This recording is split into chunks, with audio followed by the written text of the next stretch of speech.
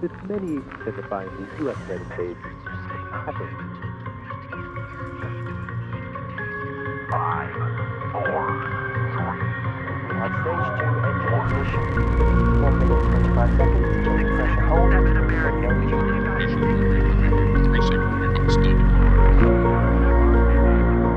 have handle rates 236, 291, 4229.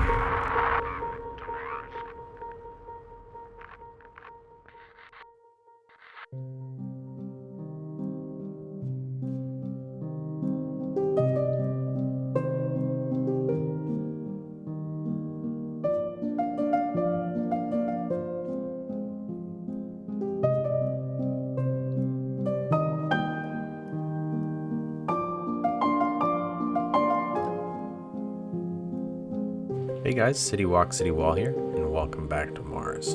In the first episode of the series, one of the things that I remember saying was about how the series was going to be groundbreaking in a few ways. There was a lot of talk about introducing new assets and pushing the boundaries of this game, and this episode really felt like, to me at least, the first time that I was really doing something that was not what this game was intended to do.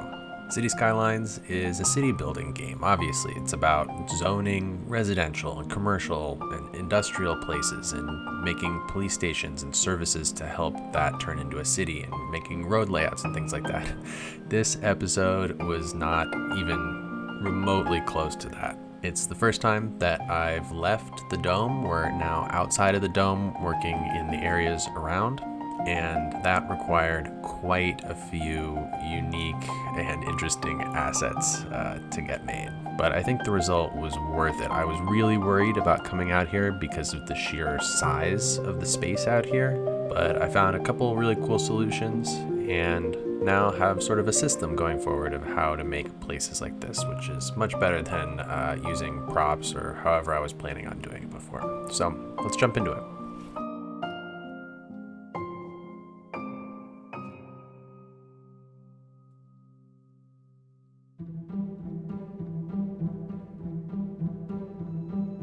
So outside the dome, there's a couple key things that I want out here. There's a number of services that should be out here, like sanitation, sewage kind of deal, maybe communications from Mars to other places, like really big satellite dishes and things like that. The spaceport, obviously, that's a really fun one. But the biggest by far is energy and how the city is actually powered. One of the reasons that I wanted to make a domed city as opposed to a bunch of little pods and passageways or whatever else on the surface of Mars was because I always had a vision in my head of a domed city with a really large circular shaped solar array around the edge of it. This isn't the primary source of power, but this is probably the oldest source of power in the city. It's the one that got built in order to create the dome in the first place. It might even be older than the dome itself. So I started off here by trying to place some solar panels, and immediately it was like, oh my god, that is not gonna happen. This is like 9 tiles out here. And obviously that was my concern coming out here from day one was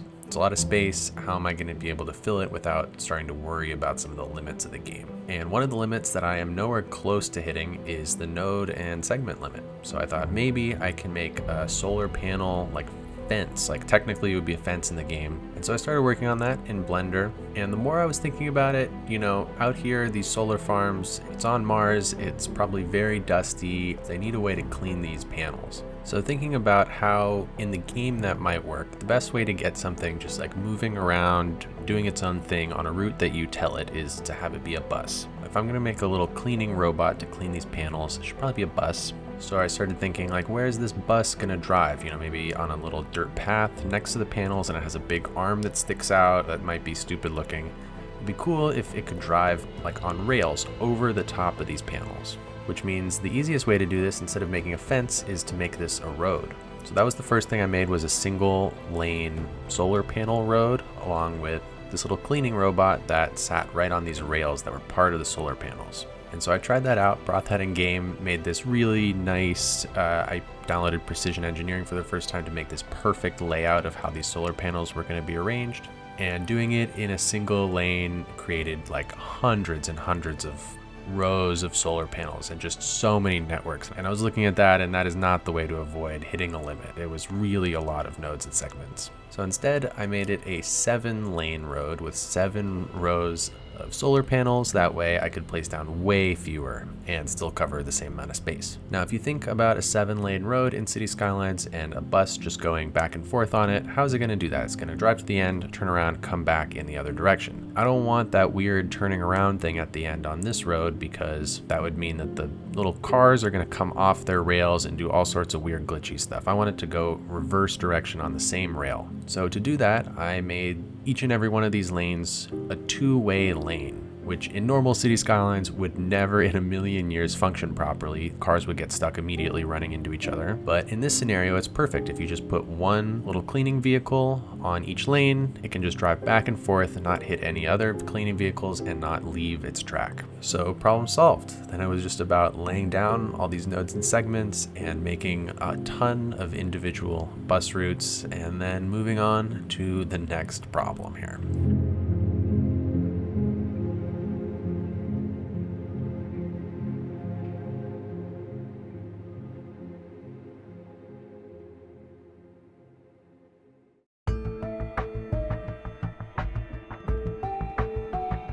So after the solar farm was built, something that a place like this needs is really large battery stores, so that if there's excess energy that's produced during the day, it can be stored and delivered during the night. So I placed down some buildings out here, way out beyond the solar farm. And I don't just want to place buildings down decoratively, I want them to be functional in one way or another. But that brings us to the issue that I've been anticipating since day one coming out here, which is a lot of the services inside the city, specifically medical and police, are dealt with by helicopters. Helicopters don't follow roads, they fly anywhere they want to, and if I place down a building outside of the dome, a helicopter could easily just fly through the dome and out here, which is obviously not what I want. It's not realistic.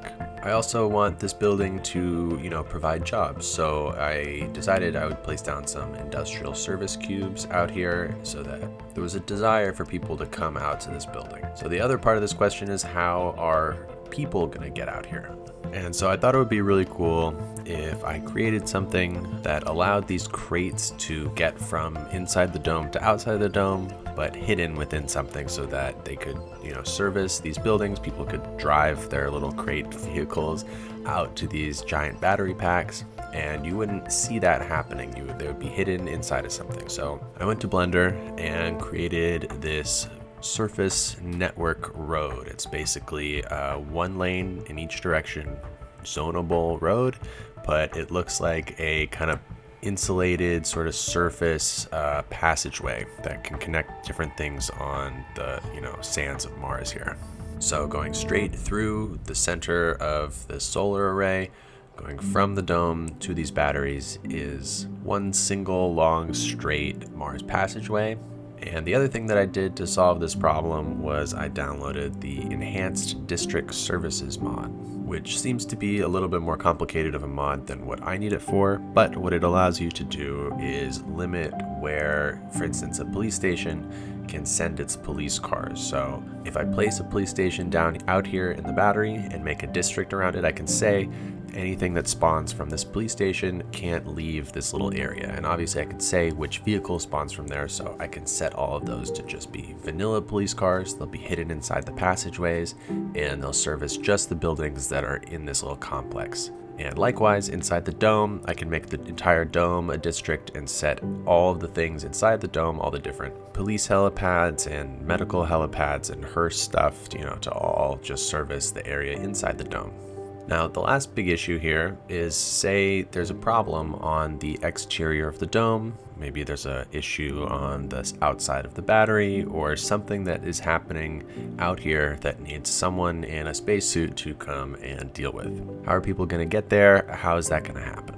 Obviously, that requires something like a little animated man, and it also requires a rover or an off-road vehicle that's also protected from the elements of Mars, and that is not something that exists on the workshop as far as I know. So thanks entirely to my patrons who allow me to do cool stuff like this. This is the first time doing it, and I plan to do it a lot more. I was able to commission 2 assets, one of them an animated spacesuit man from Sven Berlin, and also this rover by Revo.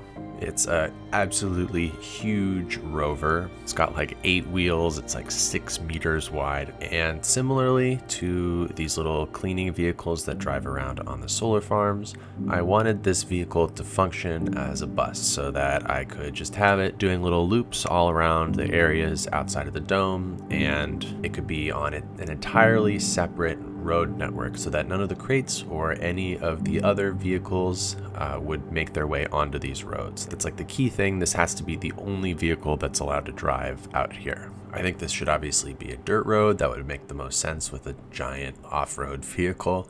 But I started playing around with some of the dirt roads that we have access to, obviously the vanilla one, and there's some amazing Ronix ones that he came out with in the last few months. But the problem is none of these look like the Mars soil. The dirt is very red here, and most of these dirt roads are much more earth colored. They're like kind of tan, so that doesn't really work. And on top of it, the Mars soil that I've been using this whole time is not really ideal. It's got some issues with the way that it repeats. It creates these weird lines, and it's really, really low res. It's technically the sand texture because the grass texture, I need to actually be real grass so that I can use that inside the dome. And at the time when I made this theme mix in the, when I started this series, this weird Mars sand thing was the only thing available. But at this point, I just need to make my own so that I can make dirt roads that match it.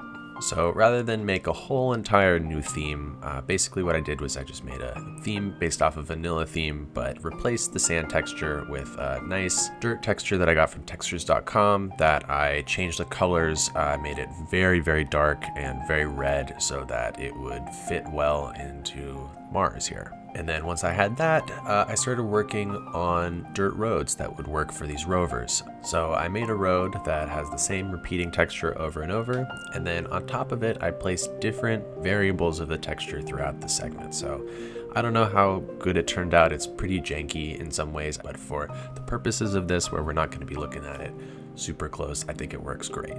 So really a lot of new assets this episode, an unbelievable amount of new stuff that had to get made specifically for building out here outside the dome on the surface of an alien planet. Cities Skylines is not made for that, and I've just been struggling, trying to figure out what kind of stuff would go out here, how it would work, because it's so far removed from anything I'm used to. At least inside the dome, we're making a city. Out here, this is just nothing like what vanilla Cities Skylines is in any stretch of the imagination. So if you have any cool ideas of things that should go outside the dome here, specifically things that could be made out of assets that are already on the workshop. I'm not trying to make hundreds of assets in order to create this area outside the dome.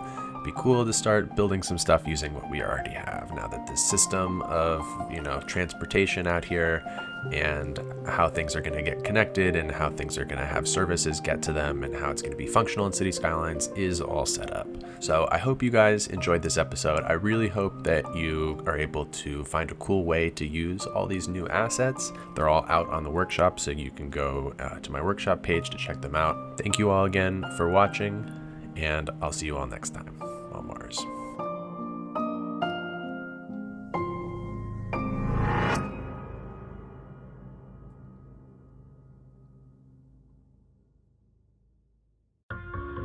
Cities Skylines Mars uses the game Cities Skylines to tell the story of a future Mars colony.